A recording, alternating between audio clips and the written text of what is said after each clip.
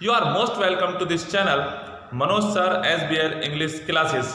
Friends, आज मैं आपको पास्ट कंटिन्यूअस टेंस का अफर्मेटिव सेंटेंसेस अनुवाद करना सिखाऊंगा। फ्रेंड्स, ये टेंस ज़्यादा कठिन नहीं माना जाता है, इसलिए इसके अनुवाद करने में भी ज़्यादा कठिनाइयाँ नहीं आती है। तो फ्रेंड्स, चलिए वीडियो को स्टार्ट करते हैं और देखते हैं इसकी पहचान। जैसा कि फ्रेंड्स आप बोर्ड पे देख सकते हैं, आज का टॉपिक है past continuous tense affirmative sentences. आज हम इसमें केवल अफर्मेटिव सेंटेंसेस का ही अनुवाद करना सीखेंगे। तो चलिए फ्रेंड्स देखते हैं पहचान को। पहचान को मैंने दो रूपों में लिखा है। पहली पहचान, इस टेंस में कार्य का भूतकाल में जारी रहना पाया जाता है, यानी बीते समय में काम जारी रहता है, लेकिन कार्य के जारी रहने का समय नहीं दिया होता है। तो फ्रेंड्स, इसमें टाइम नहीं होगा, केवल कार्य का जारी रहना पाया जाएगा। जब आप इसका सेंटेंस पढ़ेंगे तो पढ़ने से आपको जानकारी हो जाएगी। एक दूसरी पहचान जो है वो शाब्दिक है, यानी कि आप शब्दों से भी पहचान सकते हैं। देखें क्या है। इस टेंस के वाक्यों के अंत में रहा था, रही थी, रहे थे, हुआ था, हुए थे आदि शब्द आते हैं। आमतौर पर बच्चे इस वाली से ही पहचान लेते हैं, क्योंकि रहा था, रही थी पीछे आसानी से उन्हें समझ में आ जाता है। जैसे कि फ्रेंड्स मैं कह रहा था कि ये टेंस को ज्यादा कठिन नहीं होता है। पीछे आपने प्रेजेंट कंटिन्यूअस टेंस अभी मुझसे सीखा था, बस वैसा ही है। इसमें था थी थे का फर्क है, उसमें इज एम आर था, इसमें वाज वर है। बस बाकी सारे नियम वही के वही हैं। तो फ्रेंड्स चलिए आगे बढ़ते हैं और देखते हैं अनुवाद के नियम। तो देखिए friends, rule number 1, he, she, it I और सिंगुलर नाउन्स के साथ, सिंगुलर नाउन्स के साथ वाज लगाकर वर्ब की फर्स्ट फॉर्म में आईएनजी जोड़ देते हैं। यानी बिल्कुल ऐसा ही है जैसे प्रेजेंट कंटिन्यूअस टेंस में था। वहां केवल हम सिंगुलर के साथ इज और प्लूरल के साथ आर लगाते थे, यहां पर सिंगुलर के साथ वाज और प्लूरल के साथ वर लगाते हैं। तो आपने देखा रूल नंबर 1 में कि ही, शी, इट और आई और सिंगुलर नाउन्स के साथ वाज लगाकर वर्ब की फर्स्ट फॉर्म में आईएनजी जोड़ देते हैं। अब अगर आप इस तरीके से नहीं समझ पाए हैं तो इस फॉर्मूले के तरीके से समझ लीजिएगा। सिंगुलर सब्जेक्ट लिखें पहले, उसके बाद वाज लिखें, फिर वर्ब की फर्स्ट फॉर्म में आईएनजी जोड़कर लिखें, फिर वर्ब का ऑब्जेक्ट और फिर ऑब्जेक्ट के बाद जो remaining part of the sentence होता है या ऑब्जेक्ट वर्ड्स होते हैं उन्हें हम लिख देते हैं। इस तरीके से हमारा अनुवाद भी कंप्लीट आराम से हो जाता है। तो फ्रेंड्स, दोनों में से कोई भी एक तरीका, या तो इस तरीके से समझ लीजिए या फिर इस तरीके से समझ लीजिए। अब हम देखते हैं रूल नंबर 2, यू, वी, दे। अच्छे से देख लीजिएगा। यू, वी, दे तथा प्लूरल नाउन्स के साथ वर लगाकर वर्ब की फर्स्ट फॉर्म में आईएनजी जोड़ देते हैं। तो बिल्कुल वही बात है जो ऊपर है, बस अब कैसे सब्जेक्ट प्लूरल होगा तो उसके साथ हम वर लगा देंगे। आईएनजी ऐसी जोड़नी है, ऑब्जेक्ट ऐसे लिखना है, ऑब्जेक्ट वर्ड्स भी ऐसे लिखने हैं। आप इसे फॉर्मूले के तौर पे भी समझ सकते हैं।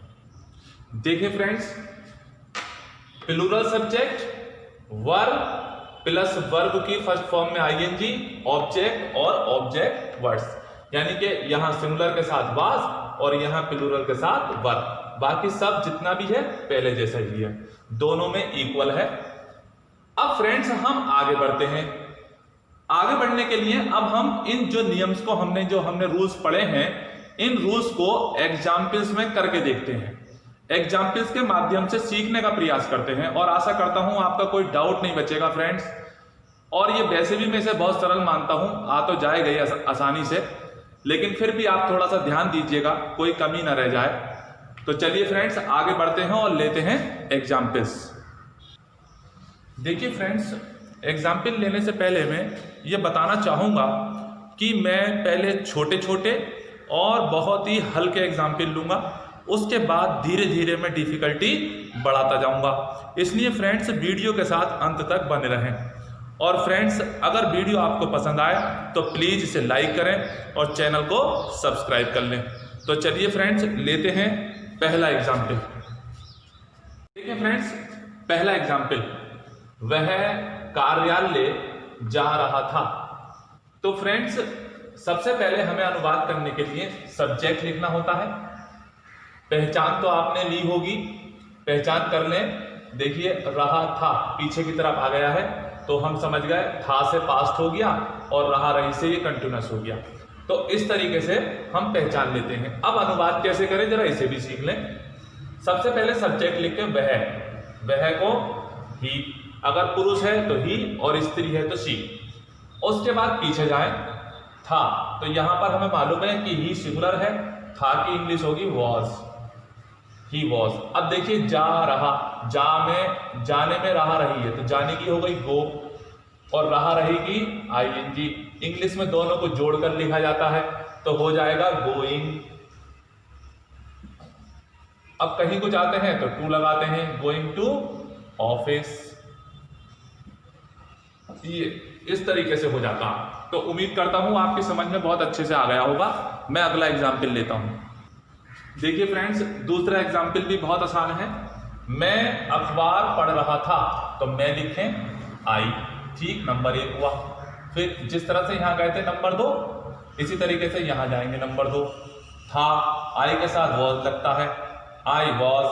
अब पढ़ रहा तो पढ़ने की हो गई रीड और इसमें लग गई आईएनजी, रीडिंग, ठीक। आगे बढ़ेंगे अखबार, न्यूज़पेपर। ये देखिएगा आई वॉज रीडिंग न्यूज़पेपर, ठीक है, समझ आ गया। अब मैं अगला लेता हूं। देखिए फ्रेंड्स तुम हंस रहे थे तो जाहिर सी बात है नंबर 1 पे तुम आएगा, सब्जेक्ट यू। अब पीछे जाएंगे थे, प्लुरल है यू तो थे की इंग्लिश वर, यू वर। अब देखो हंस रहे तो आप समझ जाए 2 और फिर ये 3, हंसने की होती है लाफ। अब उसमें रहा रही और जोड़ दीजिए, ये हुआ लाफिंग, यू वर लाफिंग। अगला एग्जाम्पल देखते हैं। देखें फ्रेंड्स हम नदी में नहा रहे थे तो यहां देखें हम, ये हुआ वी, थे की वर। अब सब जान चुके हैं आप। नहा रहे थे बाथिंग, बाथ में आईएनजी जोड़ दिएगा, बाथिंग। फिर इसके बाद नहाने के बाद में, इन, और नदी की रिवर तो इन द रिवर। ये देखिए friends we were bathing in the river. अब फ्रेंड्स आपने देख लिया कि सिंगुलर के साथ तो हमने वाज लगाया और प्लुरल के साथ वर लगाया। अब ये वाली समस्या खत्म हो गई कि हमें ये समझना खत्म हो गया कि कब वाज लगाना है कब वर लगाना है। अब हम फ्री होकर के कोई सा भी एग्जाम्पल ले सकते हैं। अब आप देखिएगा फ्रेंड मैं थोड़ा आगे बढ़ता हूं और एग्जाम्पल को थोड़ा डिफिकल्ट करता हूं। देखिए जरा, देखिए फ्रेंड्स एक दिन कुछ लड़के जंगल में खेल रहे थे तो सबसे पहले हम एक दिन लिख देंगे वन डे। अब ये हमारा सब्जेक्ट है कुछ लड़के, सम बॉयज, ठीक। अब यहां से पीछे को जाते हैं हमेशा, ये थे नंबर 2 पे आएगा, सम बॉयज, थे के लिए वर, सम बॉयज वर। अब खेल रहे प्ले में आईएनजी लगा दीजिएगा, प्लेइंग। फिर में आ गया इन और जंगल को फॉरेस्ट, इन द फॉरेस्ट। अब आप देखिए पूरा पढ़ लीजिएगा। कभी कभी ऐसा आ जाता है एक दिन लग के तो शुरू में वन डे लिख देते हैं। एक दिन के लिए हम वन डे, वन माने एक, डे माने दिन। One day some boys were playing in the forest. आप फॉरेस्ट की जगह जंगल भी लिख सकते हैं। तो चलिए फ्रेंड्स अगला एग्जाम्पल लेते हैं। देखें फ्रेंड्स मैं गहरी नींद में सो रहा था तो मैं आई, था वाज, आई वाज। अब ये तो सो रहा, सिंपल सी बात है, स्लीपिंग हो जाएगा। अब आप पूरी तरीके से समझ गए हैं स्लीपिंग। और गहरी नींद में, तो गहरी नींद में स्लीपिंग साउंडली, यानी गहरी नींद में केवल साउंडली लिखा जाएगा। इस तरह से। तो आई वाज स्लीपिंग साउंडली। अगला एग्जाम्पल लेते हैं। देखिए फ्रेंड्स, हम पार्क में अपने मित्रों के साथ मटर गश्ती कर रहे थे। मटर गश्ती करना कहलाता है लॉइटर, तो यहाँ लॉइटरिंग हो जाएगा, बाकी कुछ इसमें ऐसा खास नहीं है। हम की लिखेंगे वी, देखिए इस तरह से वी, और उसके बाद थे की आप जानते ही हैं वर्ब। अब ऐसे ही उल्टे बिल्कुल इस तरह से चलते जाइएगा, बस हो जाएगा अपने आप ही। तो मटर गश्ती कर रहे थे, तो हम मटर गश्ती करना आएगा वी वर लॉइटरिंग।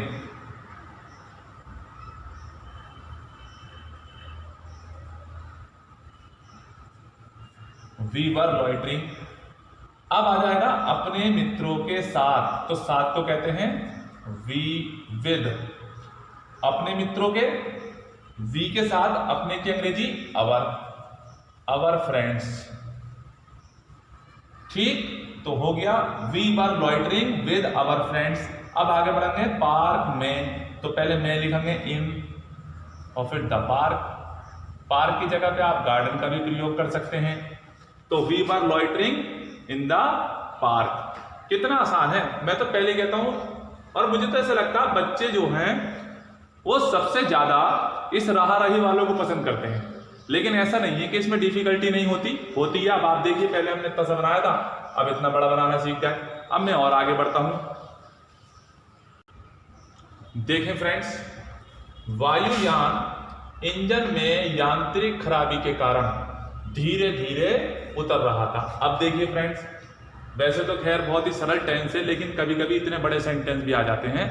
और जो हाई स्कूल इंटर में बच्चे हैं, उनके यहाँ पेपर में एक पूरी स्टोरी आती है हिंदी से इंग्लिश करने के लिए, तो वहाँ बहुत सारी दिक्कतें आती हैं। तो जब इस तरीके के आप सेंटेंसों का अनुवाद करना सीख जाएंगे, तो मैं उम्मीद करता हूँ कि हाई स्कूल इंटर के एग्जाम में जो प्रॉब्लम्स आती हैं आपकी, वो सारी प्रॉब्लम्स दूर हो जाएंगी। तो देखें फ्रेंड्स, हम इतने बड़े सेंटेंस का अनुवाद कैसे करते हैं। तो सबसे पहले हम सब्जेक्ट लेंगे वायुयान, ठीक, द एरोप्लेन।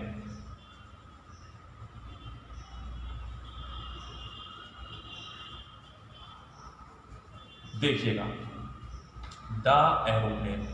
अब इसके बाद फिर पीछे से हमेशा की तरह, जैसे मैंने बताया था सिंगुलर है, वाज लगा दिया। ये देखो, बिल्कुल ध्यान बोर्ड पे रखो।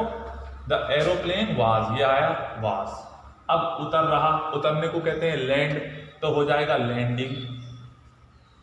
ये देखिए, ये शब्द भी आ गया, उतर रहा। अब ऐसे पीछे से उल्टा, बिल्कुल ऐसे चलते जाइएगा। ये देखिएगा क्या है, धीरे धीरे, स्लोली, ठीक। इसके बाद आता है के कारण, ड्यू टू। कारण को लिखते हैं ड्यू टू। अब क्या है, यांत्रिक खराबी, यांत्रिक मैकेनिकल, और खराबी defect, due to mechanical defect. ये देखिएगा मैकेनिकल डिफेक्ट, ठीक। फिर है में, इन, फिर है इंजन, इंजन। ये देखिएगा, अब पूरा पढ़ के देख लेते हैं। The aeroplane was landing slowly due to mechanical defect in the engine. तो उम्मीद करता हूं फ्रेंड्स ये भी आपकी समझ में अच्छे से आ गया होगा। तो चलिए फिर और आगे बढ़ते हैं थोड़ा सा। देखिए फ्रेंड्स, ये लड़के बूढ़े व्यक्ति पर हंस रहे थे। ये हंसने वाला मैंने अभी आपको सिखाया था, पर यहां मुझे पर सिखाना था, इसलिए मैंने ये किसी पर हंसना हो तो कैसे बनाए। तो ये लड़के, दीज बॉयज, ठीक। लिखते लिखते पता चल गया प्लूरल है, फिर थे की वर्ब। अब हंसना आप जानते हैं लाफ, अब उसमें आईएनजी लग गई, लाफिंग, ठीक। अब पर देखिए, लाफ के बाद हमेशा एट आता है, ये हैंगिंग प्रीपोजिशन है, जो लटके रहते हैं, लाफ या सर्टेन प्रीपोजिशन कह सकते हैं। तो लाफ के बाद एट आता ही आता है, तो यहां पर के लिए आप एट का प्रयोग करें। अब किस पे हंस रहे थे? बूढ़े व्यक्ति पर। तो बूढ़े व्यक्ति को द ओल्ड मैन। ये देखें, बस ये बात सिखानी थी कि लाफ के बाद आप एट लिखिए। These boys were laughing at the old man. उस पर हंस रहे होते, यानी उस पर, तो लाफिंग एट हिम। इस तरीके से हम कर लेते हैं। तो चलिए फ्रेंड्स, ये भी समझ में आ गया। अब आगे बढ़ता हूं। देखिए फ्रेंड्स, जिस समय मैं सो रहा था माताजी खाना पका रही थी। अब मैंने इसमें जिस समय को लिया है। अब इसमें जिस समय की इंग्लिश होती है वाइल। अगर आप चाहें तो पहला सेंटेंस पहले बना सकते हैं, और आप चाहें तो पीछे वाला सेंटेंस पहले बना लीजिएगा और शुरू वाला आखिर में बना लीजिएगा। क्या फर्क पड़ेगा?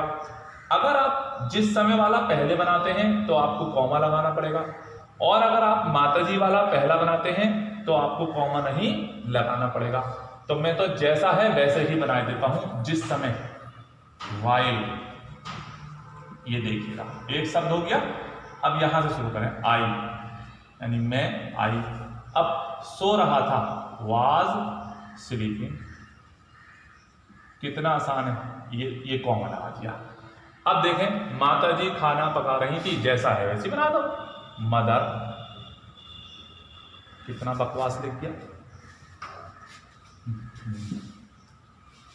रुक जाओ,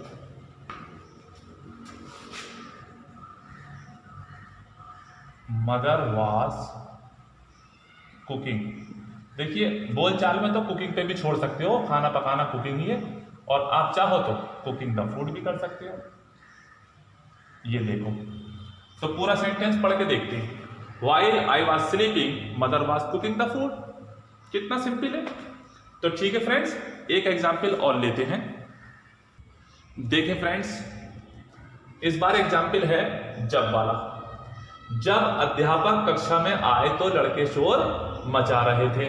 अब इसमें देखिए, तो की कोई इंग्लिश नहीं आती है, तो के लिए केवल कॉमा लगाया जाता है। तो इसमें भी ऊपर जैसी बात है। अगर आप जब वाला पहले बनाएंगे तो के लिए कॉमा लगाना पड़ेगा, और आप जब वाला सेंटेंस बाद में बनाएंगे तो वहां पर फिर आपको कॉमा नहीं लगाना पड़ेगा, वो जब से खुद ही जुड़ जाएगा। जब को इंग्लिश में वैन कहते हैं। अब मैं जैसे ऊपर बनाया था ऐसे बना देता हूं।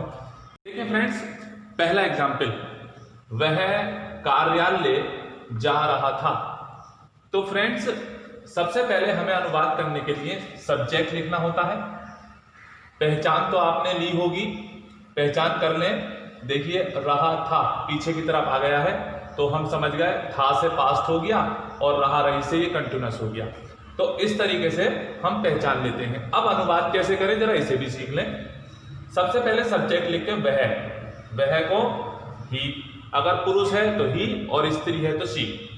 उसके बाद पीछे जाए, था, तो यहां पर हमें मालूम है कि ही सिंगुलर है, था की इंग्लिश होगी वॉज, ही वॉज। अब देखिए, जा रहा, जाने में रहा रही है, तो जाने की हो गई गो, और रहा रहेगी आईएनजी। इंग्लिश में दोनों को जोड़कर लिखा जाता है, तो हो जाएगा गोइंग। अब कहीं को जाते हैं तो टू लगाते हैं, गोइंग टू ऑफिस।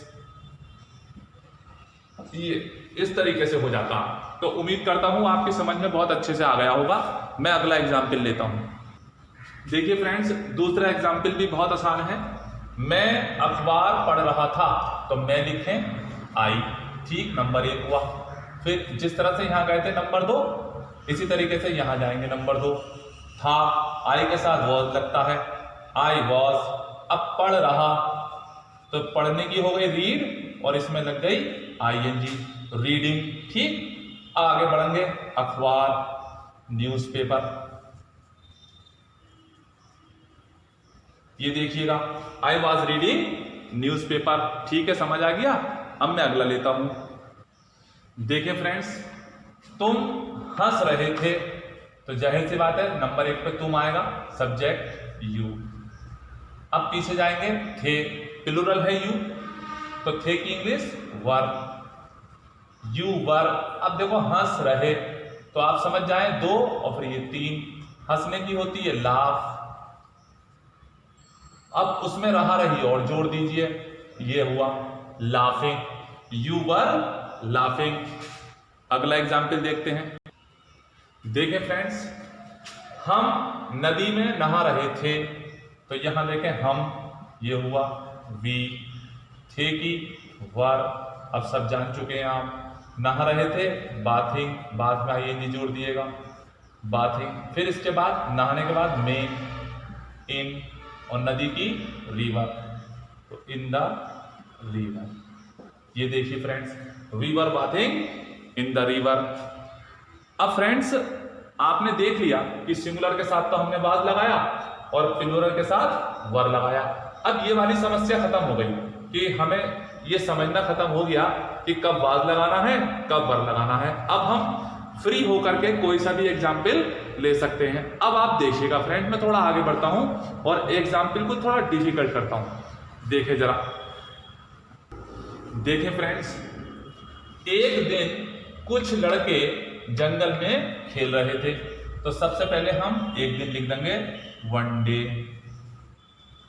अब ये हमारा सब्जेक्ट है कुछ लड़के, सम बॉयज, ठीक। अब यहां से पीछे हो जाते हैं हमेशा, ये थे नंबर 2 पे आएगा। सम बॉयज, थे के लिए वर, सम बॉयज वर। अब खेल रहे, प्ले में आईएनजी लगा लीजिएगा, प्लेइंग। फिर में आ गया इन, और जंगल को फॉरेस्ट, इन द फॉरेस्ट। अब आप देखिए, पूरा पढ़ लीजिएगा। कभी कभी ऐसा आ जाता है एक दिन लग के, तो शुरू में वन डे लिख देते हैं। एक दिन के लिए हम वन डे, वन माने एक, डे माने दिन। One day some boys were playing in the forest. आप फॉरेस्ट की जगह जंगल भी लिख सकते हैं। तो चलिए फ्रेंड्स अगला एग्जाम्पल लेते हैं। देखें फ्रेंड्स, मैं गहरी नींद में सो रहा था, तो मैं आई, था वाज, आई वाज। अब ये तो सो रहा, सिंपल सी बात है, स्लीपिंग हो जाएगा। अब आप पूरी तरीके से समझ गए हैं, स्लीपिंग। और गहरी नींद में, तो गहरी नींद में स्लीपिंग साउंडली, यानी गहरी नींद में केवल साउंडली लिखा जाएगा इस तरह से। तो आई वाज स्लीपिंग साउंडली। अगला एग्जाम्पल लेते हैं। देखिए फ्रेंड्स, हम पार्क में अपने मित्रों के साथ मटर गश्ती कर रहे थे। मटर गश्ती करना कहलाता है लॉइटर, तो यहां लॉइटरिंग हो जाएगा। बाकी कुछ इसमें ऐसा खास नहीं है। हम की लिखेंगे वी, देखिए इस तरह से वी। और उसके बाद थे की आप जानते ही हैं, वर। अब ऐसे ही उल्टे बिल्कुल इस तरह से चलते जाइएगा, बस हो जाएगा अपने आप ही। तो मटर गश्ती कर रहे थे, तो हाँ मटर गश्ती करना आएगा, वी वर लॉइटरिंग।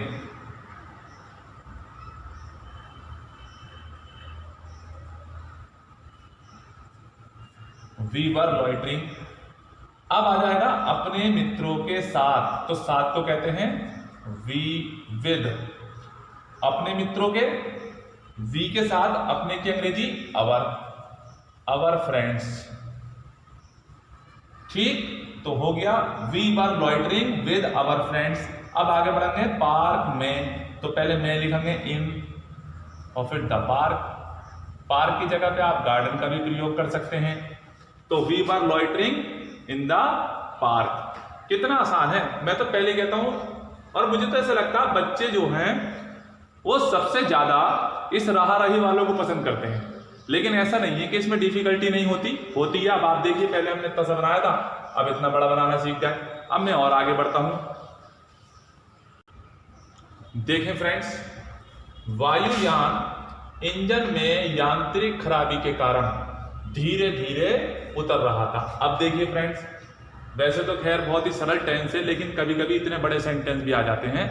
और जो हाई स्कूल इंटर में बच्चे हैं, उनके यहाँ पेपर में एक पूरी स्टोरी आती है हिंदी से इंग्लिश करने के लिए, तो वहाँ बहुत सारी दिक्कतें आती हैं। तो जब इस तरीके के आप सेंटेंसों का अनुवाद करना सीख जाएंगे, तो मैं उम्मीद करता हूँ कि हाई स्कूल इंटर के एग्जाम में जो प्रॉब्लम्स आती हैं आपकी, वो सारी प्रॉब्लम्स दूर हो जाएंगी। तो देखें फ्रेंड्स, हम इतने बड़े सेंटेंस का अनुवाद कैसे करते हैं। तो सबसे पहले हम सब्जेक्ट लेंगे वायुयान, ठीक, द एरोप्लेन।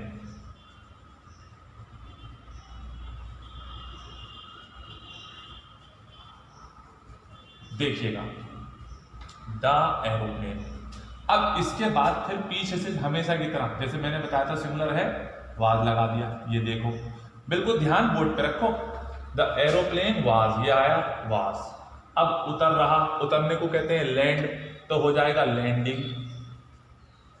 ये देखिए ये शब्द भी आ गया, उतर रहा।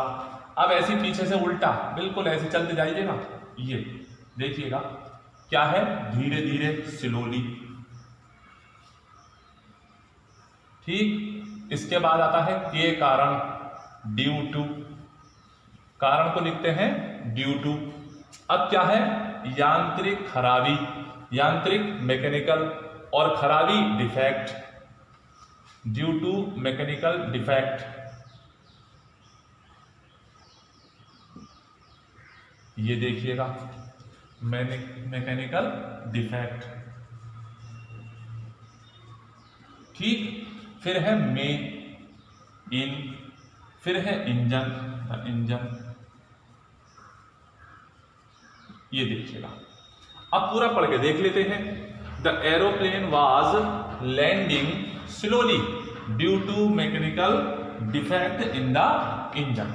तो उम्मीद करता हूं फ्रेंड्स ये भी आपकी समझ में अच्छे से आ गया होगा। तो चलिए फिर और आगे बढ़ते हैं थोड़ा सा। देखिए फ्रेंड्स, ये लड़के बूढ़े व्यक्ति पर हंस रहे थे। ये हंसने वाला मैंने अभी आपको सिखाया था, पर यहां मुझे पर सिखाना था, इसलिए मैंने ये किसी पर हंसना हो तो कैसे बनाए। तो ये लड़के, दीज बॉयज, ठीक, लिखते लिखते पता चल गया प्लूरल है, फिर थे की वर्ब। अब हंसना आप जानते हैं लाफ, अब उसमें आईएनजी लग गई, लाफिंग। ठीक, अब पर देखिए लाफ के बाद हमेशा एट आता है, ये हैंगिंग प्रीपोजिशन है, जो लटके रहते हैं, लाफ या सर्टेन प्रीपोजिशन कह सकते हैं। तो लाफ के बाद एट आता ही आता है, तो यहां पर के लिए आप एट का प्रयोग करें। अब किस पे हंस रहे थे, बूढ़े व्यक्ति पर, तो बूढ़े व्यक्ति को द ओल्ड मैन। ये देखें, बस ये बात सिखानी थी कि लाफ के बाद आप एट लिखिए। These boys were laughing at the old man, उस पर हंस रहे होते, यानी उस पर, तो लाफिंग एट हिम, इस तरीके से हम कर लेते हैं। तो चलिए फ्रेंड्स, ये भी समझ में आ गया। अब आगे बढ़ता हूं। देखिए फ्रेंड्स, जिस समय मैं सो रहा था माताजी खाना पका रही थी। अब मैंने इसमें जिस समय को लिया है। अब इसमें जिस समय की इंग्लिश होती है वाइल। अगर आप चाहें तो पहला सेंटेंस पहले बना सकते हैं, और आप चाहें तो पीछे वाला सेंटेंस पहले बना लीजिएगा और शुरू वाला आखिर में बना लीजिएगा, क्या फर्क पड़ेगा। अगर आप जिस समय वाला पहले बनाते हैं तो आपको कॉमा लगाना पड़ेगा, और अगर आप माताजी वाला पहला बनाते हैं तो आपको कॉमा नहीं लगाना पड़ेगा। तो मैं तो जैसा है वैसे ही बना देता हूं, जिस समय, वाइल। ये देखिएगा एक शब्द हो गया। अब यहां से शुरू करें, आई, यानी मैं, आई। अब सो रहा था, वाज स्लीपिंग। कितना आसान है, ये कॉमा लगा दिया। अब देखें, माताजी खाना पका रही थी, जैसा है वैसे बना दो, मदर। कितना बकवास लिख दिया। रुक जाओ,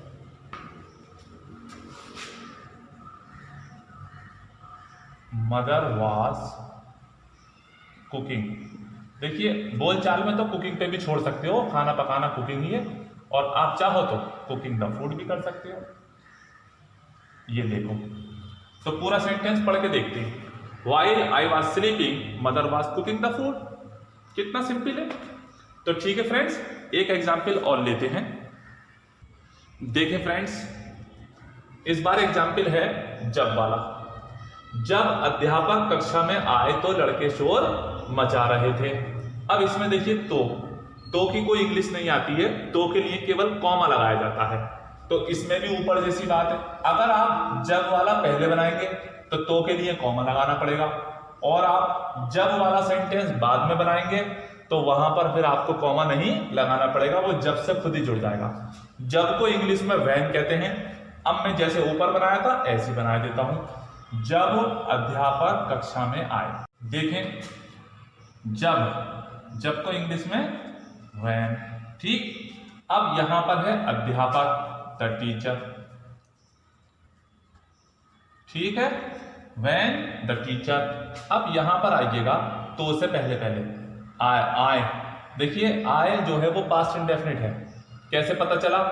ऐसे पता चला कि जब कोई वर्ब अंत में आ का डंडा, ए की मात्रा या ई की मात्रा पर रुकती है तो वहां पर हम सेकंड फॉर्म यानी पास्ट इंडेफिनिट का प्रयोग करते हैं। आए, देखिए ए की मात्रा है, आई केम। ठीक, अब जल्दी जल्दी आए होंगे टीचर तो मे की इनटू।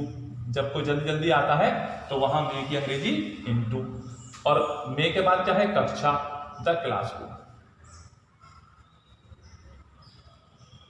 ये देखिएगा। अब उसके बाद ये तो की मैंने पहले बता दिया, कोई अंग्रेजी नहीं आती है, कॉमा लगा दीजिएगा। अब बचा हुआ सेंटेंस क्या है? लड़के शोर मचा रहे थे तो यहां पहले लड़के, द बॉयज। ये देखें, बॉयज के बाद थे, वर। ये भी हो गया। अब मचा रहा है मेकिंग शोर की अनवाइस, तो मैं ये लिख रहा हूं इधर को, मेकिंग आ नॉइस। ये देखिएगा, तो सेंटेंस पूरा बन गया फ्रेंड्स। अब हम इसे एक बार पढ़ लेते हैं। When the teacher came into the classroom, the boys were making a noise। तो फ्रेंड्स हमने देखा कि हमने इतने छोटे छोटे सेंटेंसेस से शुरू किया था और अंत हमारा इतने बड़े सेंटेंस पर जाकर के हुआ। तो यहां से हम समझ सकते हैं फ्रेंड्स कि हर तरीके का एग्जाम्पल हमने देखा और हर एग्जाम्पल ने आपको कुछ ना कुछ सिखाया। देखिए फ्रेंड्स, कोई भी चीज़ आसान नहीं, कोई भी चीज़ भारी नहीं, बस समझने की बात है। समझ में आ जाए बहुत आसान, समझ में ना आए बहुत आसान भी कठिन। आप क्या समझ रहे हैं? झाड़ू ना लगे तो वो भी कठिन, घास ना खोदे तो वो भी कठिन, और भैया बनाने को तो लोगों ने रॉकेट भी बना दिया, एरोप्लेन भी बना दिया, चांद के बाद मंगल पे पहुंच गए, कठिन तो उन्हें वो भी ना लगता। तो अब आप खुद ही सोचिएगा कठिन क्या है? जो हमें नहीं आता वो कठिन, जो हमें आता आसान। अब समझ गए आप। अब फ्रेंड्स देखिएगा, अगर ये वीडियो आपको पसंद आता है, जैसा कि आप देखते हैं मैं पूरी कोशिश करता हूं, अगर वीडियो पसंद आता है तो इसे लाइक करें, और फ्रेंड्स साथ ही इस चैनल को सब्सक्राइब कर लें ताकि भविष्य में भी आपको मेरी वीडियो का नोटिफिकेशन मिलता रहे, कोई वीडियो मिस ना हो, और इसी तरह से आप मुझसे पढ़ते रहें।